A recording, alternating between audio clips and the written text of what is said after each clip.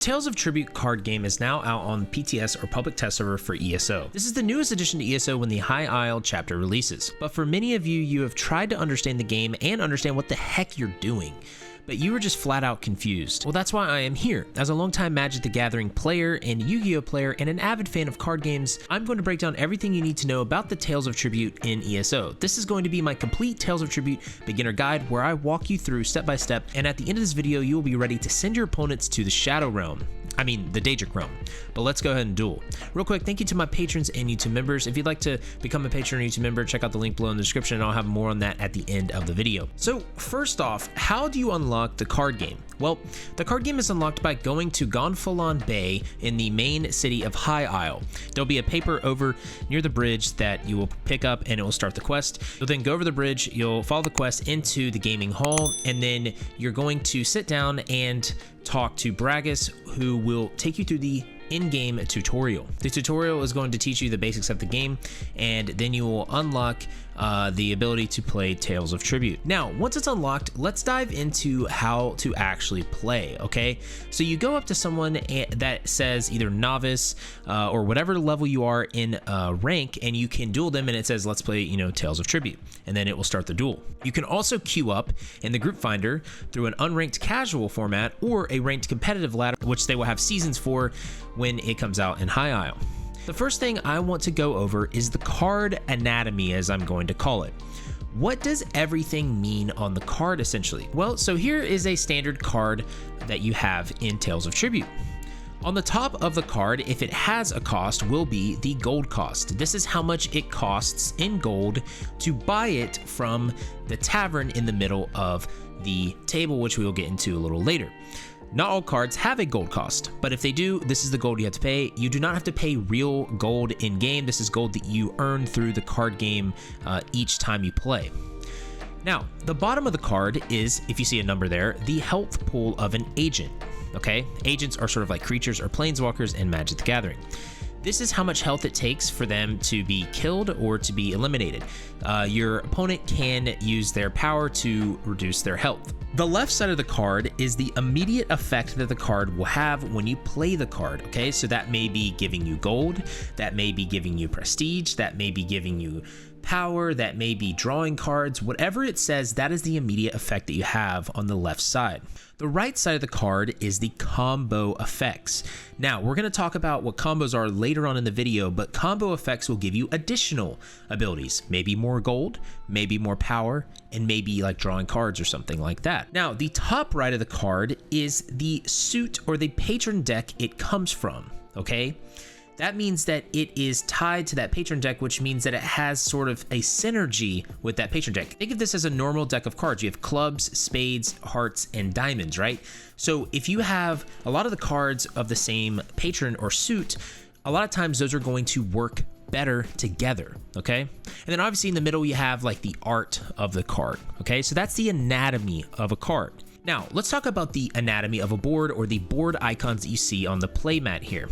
The yellow circle is the gold that you accumulate each turn. You'll see that each person has gold. Gold is used to buy cards in the tavern and use abilities of patrons, okay? So there'll be gold costing cards, like I said, in the middle of the field, and then you can use your gold to buy those. Now, gold will go away at the end of the turn. It will just be wasted, essentially, if you don't use it. Sometimes you can't fully use all your gold. That's just how it is. The blue icon in the middle is the prestige that you earn. Prestige is one of the win cons or win conditions, which we will talk about here in a little bit. The red is your power. Power is turned into prestige at the end of your turn, okay? You can also use power to deal damage to your opponent's agents, like I said before, the health pool that they have. This icon on the field is where your used cards go each turn, okay? So when you use a card from your hand, it will go to this spot on the field. Once your turn ends, it will then move to this spot. This spot is your cooldown pile. Cooldown pile is where your cards go when you buy cards from the tavern. Okay, unless the card says contract on it, it will go to your cooldown pile. We'll talk about contracts here a little later. Essentially, when your cooldown pile is filled up and you have no cards left in your deck, which is this icon right here, your cooldown pile is then shuffled and put into the deck spot. Now let's talk about patrons. Patrons are over here on the right, okay? You are allowed to activate one of these patron abilities once a turn, okay? So you cannot activate all of these patrons in one turn. So you have to choose wisely. Now, there are cards that increase the amount of patron interactions you get per turn, which are really powerful, but we're not gonna get into that right now. I'll go into patrons a little bit more later, but these are as well a win condition. We're gonna talk about how you do the win condition later. Now let's talk about the tavern, okay? The tavern is the middle part of this board right here. The tavern is where all of the decks you choose in the beginning of the match get shuffled into the communal deck. I will talk about picking of patron decks once we go through the sequence of play, but this is how the game balances players with more cards collected than the other. So for instance, if I have collected all of the Duke of Crows patron deck, I'll get the starter cards for that deck in my actual personal deck, but the upgrade cards will be in the tavern to be drawn out. The same goes for the deck that the opponents choose. So you may never see those cards if they don't get dealt out in the tavern. So your strategy has to adapt. The tavern is made up of 5 cards. In order to add these cards to your deck, you have to buy them with gold. When bought, they go into your cooldown pile unless they are a contract card, which I will explain that in the next section here. So when you buy them, just know you don't get the immediate effect on the card unless they say contract. Okay, so now let's go over the card types. There are 4 card types. There's a starter card. Starter cards are cards that start out in your deck that each player has based off of the patron deck you chose in the beginning. So each player will choose 2 patrons. So that means that all the patrons, there's 4 of them total. There'll be 4 starter cards, 1 of each patron in each of your decks. Okay, the other 6 cards will be a gold card that will give you gold. All right, you can see all this in the collections menu as well. Action cards, these are cards that perform an action, or in other words, give an effect. These cost gold. The gold cost is at the top of the card. These are not cards that go onto the field, they just go to your used pile. Agent cards are the cards that I was talking about that have health pools. These are essentially creatures or planeswalkers. You'll see health at the bottom and they will say agent. These stay on the field permanently until your opponent deals with it. They give added effects as well and can be used each turn, which is amazing. Contract cards, these are the ones that I was talking about before. These are immediate use cards that will give you the effect right when you buy them from the tavern. So you can sequence your plays in order to essentially get use of them immediately. But what happens is contract cards, when they're used, they do not go into your deck. They leave the game completely, so you can't just keep using them. Now, let's talk about the patrons, okay? These are the decks that make up the Tales of Tribute game of ESO. You'll see that there's 8 patrons. These have unique cards in them that play off of one another in the same patron deck. These cards will be collected as you play the game of ESO and the Tales of Tribute questline. Now, each patron has an ability that can be used, like I said, that help you get certain effects. You are only afforded 1 patron interaction a turn. You'll see that each patron has a neutral ability, a favored ability, and an unfavored ability. So if I were to activate this patron, Sigic Loremaster Celeris, it would turn to my favor, but I would get the neutral effect because right now it is currently neutral. This says opponent has 1 agent card in their active agents, pay 4 gold, remove your opponent's active agents, and place it in their cooldown pile. It now will favor you. If my opponent chooses not to do that, though, next turn I can activate it again to get the favored effect, which is on this one essentially the same thing. Now, if my opponent activates his patron, they will get the unfavored effect because it would be currently not favoring them, but it will turn the dial back to neutral. Each of these patron abilities are very powerful, but the strategy comes into play on how or when you should activate these, because one of the win conditions is if you get all 4 patrons to favor you, you win the game. So now I'm going to go through the sequence of play of how the game works. Typically when you play a player, it will be where the first person gets to pick the first patron deck that's used, and then the second player will pick 2 patrons back to back, and then you'll pick the last patron. When you're playing the NPC, they pick 2, and then you just pick 2. So you'll see here, you have to be careful on which ones you pick, because say you like playing a lot with the Red Eagle King of the Reach deck, okay, and you've got a lot of the cards of the Red Eagle King of the Reach deck. Well, you can pick this one, but you have to realize that those cards get shuffled into the Tavern deck, but you may understand this deck more, so you might want to play this. Typically, I've been really playing a lot of the Duke of Crows, so I'm going to click that deck, and it goes right there. And then he's already got St. Pellin, which I really like playing. I don't really like Sigic Loremaster too much, but another deck that I was liking is, I do like the Rajin, the Purring Lyra one, but I am going to click the Grandmaster Halalu deck here.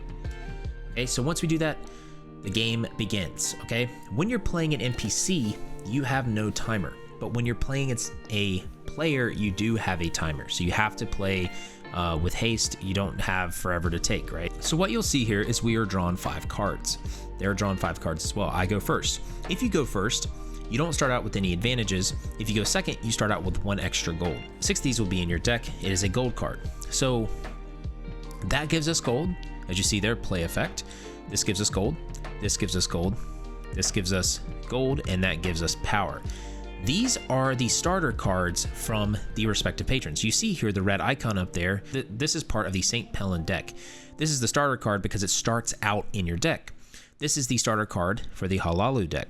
This is the starter card for the Sigic Loremaster deck. The Crow one is in here somewhere, but I just didn't draw it, right? So what I'll do is I'll play my gold. All of these give gold except for this one, which gives power.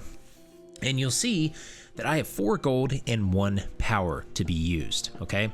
Well, what I can do is I can activate the Crow, which will favor me, which will use, I'll pay all my gold, and I'll gain power equal to the gold paid minus 1, and it will favor me. Well, I could do that, but I don't really want to do that. I want to do that when I have a lot of gold. I could also use the Treasury. The Treasury is an added pseudo patron that allows you to remove cards from your deck. You use this to get rid of cards that aren't as good. When you get rid of a card though, you put a Writ of Coin card in your cooldown pile. Writ of Coin is a gold card that gives you 2 gold instead of 1. So that's good to do because you want to thin out your deck. But I really like this red St. Pellin deck. So I'm going to click this one and use all my gold to get Archer's Volley. You'll see that it puts it into my cooldown pile, and now Reinforcements has took its place from the Tavern deck. I really want that, but I can't do anything else this turn, so I have to end my turn. I'll then draw 5 new cards, and then NPC will go. So NPC bought that card. I would assume the NPC is going to buy that, yep, and then the NPC might buy this card if they have enough gold. Okay, so now it's my turn again. I'm going to play gold. I'm going to play it. This is the Crow card. This is the starter card for the Duke of Crows. I'm going to play it. And again, I have the ability to buy this now if I'd like to. Personally, I haven't played a lot of Sigic Loremaster. I really like the red deck a lot. So I'm going to get the best out of my resources here that I can. And I'm going to buy this card for 3 gold because this will be another red card in my deck. And then I'm going to utilize the Treasury here and remove a gold card, put it into my cooldown pile, and you'll see now I have a Writ of Coin, which gives me 2 gold instead of 1. So it strictly was a better upgrade for my deck. And then I'm going to end my turn, and then it's going to be their turn again. Now, next turn, we're going to have 1, 2, 3, 4, 5, 6 gold. So 6 gold, I probably can buy this or something. And now we have options. I said I didn't like the Sigic Loremaster, but this is part of the strategy of the card game. You don't always get to play the cards that you want to play because it is randomized. A lot of these St. Pellin cards just might not get drawn out this game. So you see here that we have 3 of these Sigic Loremaster cards. So now I'm just going to try to figure out which card do I want, okay? This card's pretty good. This is, you draw 1 card from your draw pile, and you get to look at the top 4 cards and choose up to 4 cards to move to your cooldown pile. That allows you to maybe get rid of some things that you don't want, or something like that, right? So I'm not going to get this card though. I do like this one as well. This gives combo 3 power. I like this though. This gives 3 gold and removes 2 cards from the Tavern. And then what it does is it allows us to use another Treasury ability, get rid of that card, and put a Writ of Coin into our deck again. So now we've got rid of 2 of our 1 gold cards and added 2 plus 2 gold cards. Okay, so now we have our first opportunity of combos. So let's talk about combos. you will see that this card has the normal effect of gain 2 gold, right, on the left side. But then you will see on the right side that it says combo 2, gain 2 power, combo 3, gain 1 power. You'll see on this card that this says combo 2, gain 1 gold, but its normal effect is gain 3 power. So what happens is in order to unlock these combos, you have to play cards of the same suit or the same patron deck. So this is the St. Pellin. So you have to sequence them appropriately. We don't have like a card to play before this, but I like the combo 2 effect more on this card because it gives us gain 2 power instead of gain 1 gold. So what I'm gonna do is I'm gonna play my gold first, and then I'm going to play this. I'm gonna gain 3 power. You'll see, watch, gain 3 power. You'll see this, I'm gonna gain 2 gold and I'm gonna gain 2 more power because of combo 2. This is my second St. Pellin card this turn.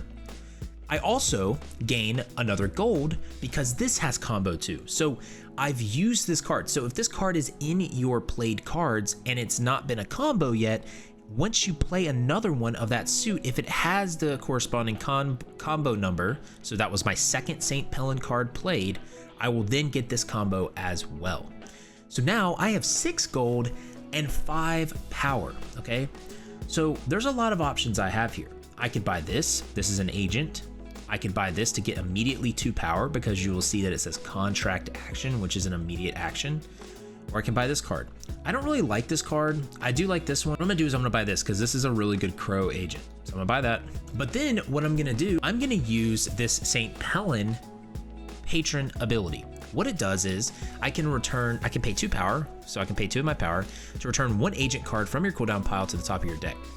You'll see that this is my cooldown pile. I just bought this. Normally, this would get shuffled in to my deck and possibly not be drawn next turn. But if I activate this, I can put that on top of my deck and I will draw it next turn when I end turn. Watch. So it's in my hand, so now I get to use that immediately. That's some of the power of the patrons. Now, you'll see here, I got a crow card, so I can do another combo if I can get a second combo piece. Okay, so now we're gonna use our Writ of Coin. I can't get combo 3 here because I don't have a third crow card to play. You see combo 3, I only have 2 crow cards. But we will play this. This is an agent. It stays on the field, which now is there until they kill my agent. Okay, so we have another St. Pellin combo here. We're gonna do the same exact thing. We're gonna do that, and then we're gonna do that. Now we have 7 gold, now we have 8 gold, and 5 power, so we can buy a lot of stuff. I personally don't like these cards, if I'm being completely honest. So now what I'm gonna do is as you see here, I don't like any of these cards. I have 8 gold though, and so I don't wanna waste my gold. So what I'm gonna do is I'm actually gonna use the crow ability, pay all my gold to gain 7 power to get a big jump on the lead. Because remember, 40 is the prestige win condition. And so again, let's talk about win conditions. Win conditions, there's 2 of them. First person to 40 or 4 patrons favoring you. Right now the crow's favoring me, neutral on Grandmaster, neutral on St. Pellin, neutral on Sigil Loremaster. The thing is though, is if you hit 40, your opponent gets a chance to get to 40 or beyond in that next turn. If they do not meet that, then they lose. If they do go above you, you go as well and try to beat them. It goes all the way until 80. 80 is the cap of prestige. So that is the 2 win conditions of the game. But now I will play this card. I get to remove 2 cards from the tavern. So that's good because I get to get rid of cards that some of these cards are just not great. So I'm gonna get rid of that, I'm gonna get rid of that. Perfect. So now that is another red St. Pellin card. So I wanna buy that now. So I'm gonna buy that card. I'm gonna use a treasury ability, get rid of the Writ of Coin.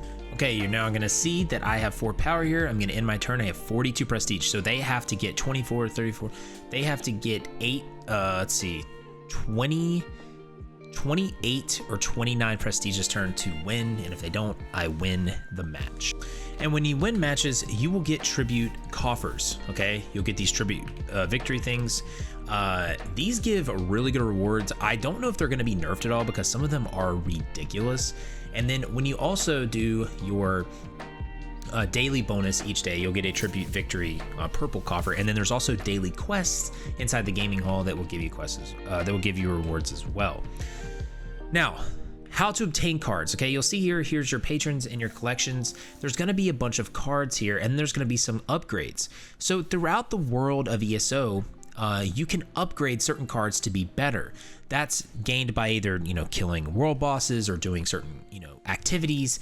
And when you do the quest line through the Tales of Tribute, you actually unlock more patrons and you will unlock upgrades and cards. So there's various ways to unlock these cards. You could also get a secret map in those coffers, the Tribute Victory coffers that lead you to certain areas that give you certain cards. So there's all types of ways to collect all the cards in each deck. But if you have any questions about this, y'all, I know I will get some. Please leave me a comment down below in the comment section. I will do the best I can to answer them. And if you ever want to come and ask me questions on my stream, again, I am always playing this game. I love the card game. It's very fun.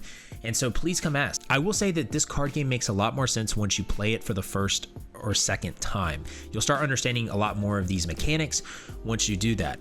But thank you again for being here. Again, if you want to become a patron, check out the link below in the description, as well as a YouTube member. It really does support me. And thank you to my patrons. And what you should do is check out these 2 videos up in the cards here that will help you with ESO even further.